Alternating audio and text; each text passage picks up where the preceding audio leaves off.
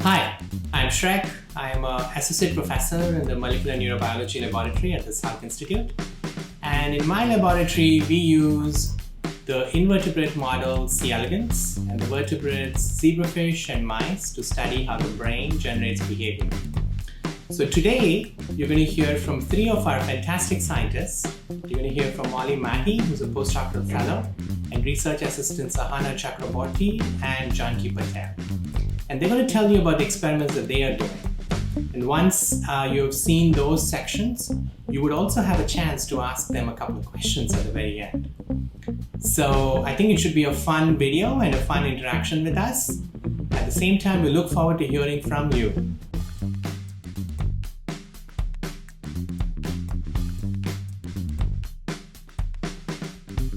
Hi everyone, my name is Janki Patel and I'm a recent college graduate and now a research assistant in the Chalasani lab at the Salk.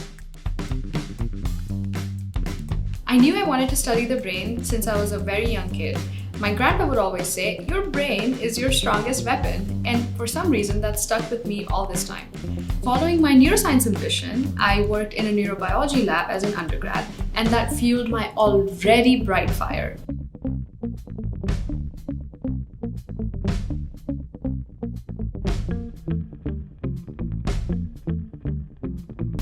Today, I'm going to show you guys how I can make cells, which normally sit quietly, respond and glow to ultrasound.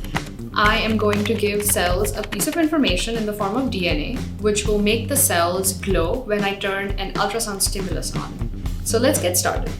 These are some human embryonic kidney cells, and they live in a tea flask because it's shaped like a tea in the incubator. I'm going to now move the cells from the tea flask onto this small circular glass so I can easily carry it to the microscope for imaging on day 3. I want to put about 300,000 cells on each glass plate, so I'm going to count how many we have in a mill using this little fancy machine and do some quick math, which sometimes can be very difficult. Here we have a 12-hour plate and I've put a glass plate in each of them. After putting 300,000 cells in each plate, I will give them some food, which is this red liquid, and we'll put them back in the incubator.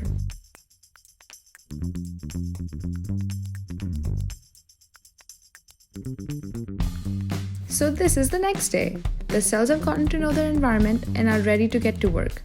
I'm going to give them all the information they need to make a protein that will get them to glow in response to ultrasound. This information is delivered in the form of DNA. We will give them a day to make the protein, and tomorrow they should be ready to image.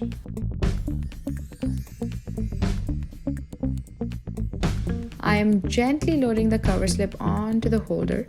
The transducer is sitting right below this. And because the cells love this red warm media, I'm just going to pour some over them. All I have to do now is hit trigger, and in about 20 seconds we'll see the cells jump a little bit.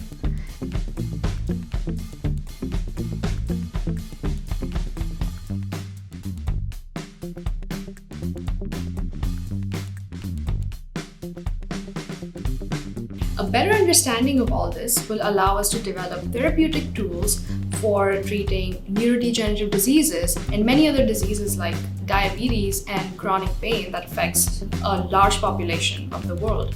This is very exciting and makes me jump out of bed every single morning.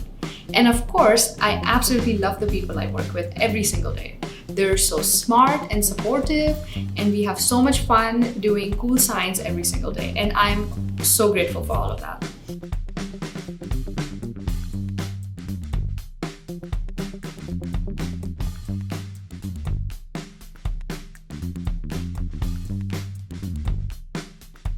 Hey guys, my name is Ahana Chakraborty and I'm a research assistant here at the Salk Institute. So as a research assistant, I have a lot of responsibilities, and those include coming up with new ideas for experiments and ideas for projects, as well as assisting others with their current projects that they have ongoing. Part of my job as a research assistant here is to be a member of the Sono team, which comes from the word Sonogenetics. In that project, I'm trying to understand what frequencies of ultrasound certain cells will respond to. In addition to my job as a research assistant, I'm also lucky enough to actually have my own research project, which involves trying to understand the genetic foundation of autism spectrum disorders.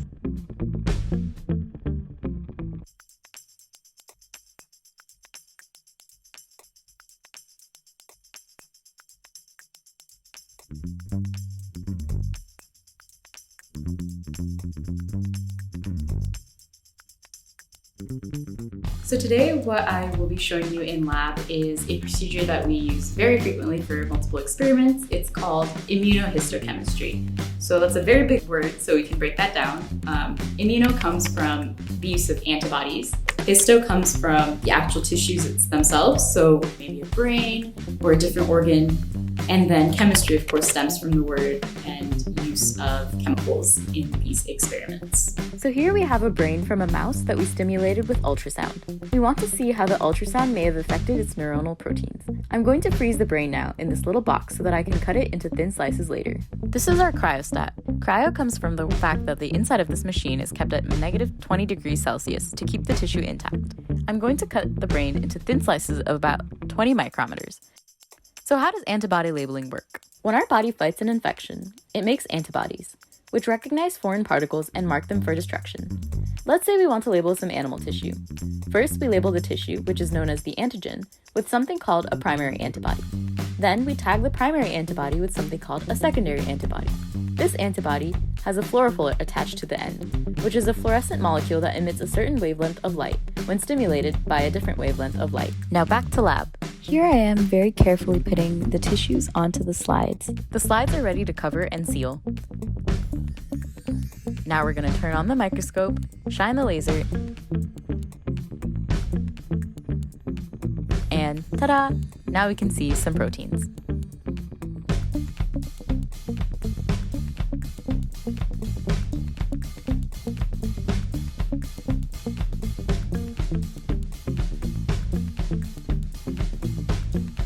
There's so many things that are really exciting about science, so many things to learn and discover.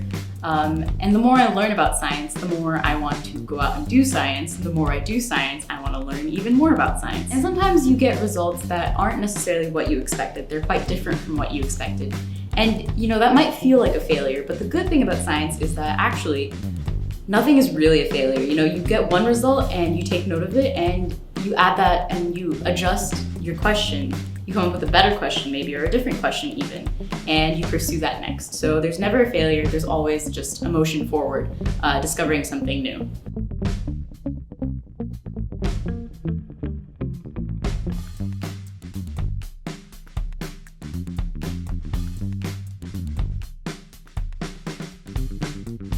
Hi, I'm Molly Maddie, and I'm a postdoc in the Chalasani lab here at the Salk Institute. A postdoc is kind of like even more school after a lifetime of school. After my PhD, I knew that I wanted to keep learning and I wanted to keep doing science because my eventual career goal is to work at a college training undergraduates on how to do cool research, how to think through research problems, and teach science classes. One of my favorite parts about my job is probably that I get to mentor undergraduates and just solve problems.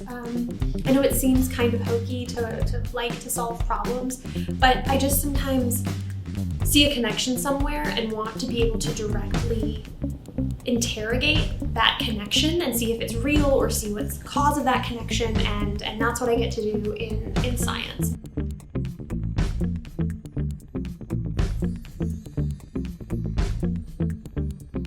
So what I'm going to show you today is an experiment that I do in the lab quite often, and it helps me answer the question of what is going on inside an animal as it makes decisions. So let's say that you and your friends in a post-pandemic world are at the mall. You know at the food court there's a taco shop, and you really want that taco. But now let's say that there's a pit of snakes between you and the taco stand. Would you go across that pit of snakes to get your taco? We can ask this question in a much simpler way using a model organism called Sonogenetics elegans, or C. elegans, which are a 1 millimeter long worm. So here you can see the experimental setup for the sensory integration assay. We will have assay plates that have a diacetyl odor on them, which is a popcorn smell that worms love. There's also copper sulfate in a line that has been dripped down and dried into the middle of the plate. This is a repellent. The worms hate copper.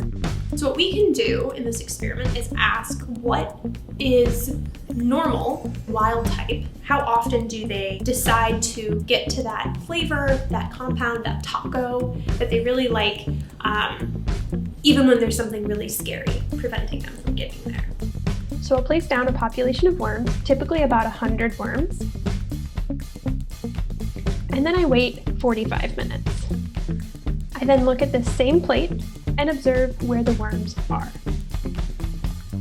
We want to be able to quantify or count or measure these results. To do this, we use a number called the chemotactic index. Chemotaxis is the movement toward an attractive stimulus or away from something repellent. The way we calculate chemotactic index is we count the number of worms on the side with the odor and divide that by the total number of worms that are on that plate.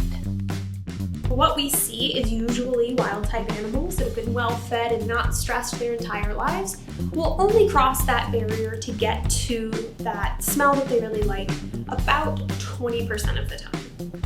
Now, if we overly stress the worms by perhaps starving them from food depriving them, then we see that the animals will cross the copper barrier, that toxic repellent, to get to the thing that they want almost 80% of the time.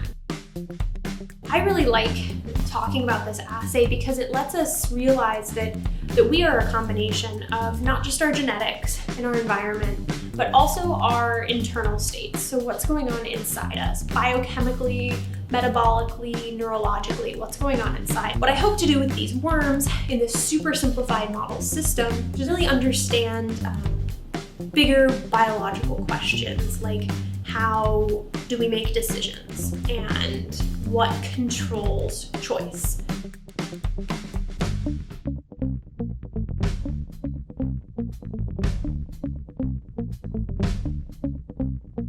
Thank you so much, and I hope you enjoyed our video.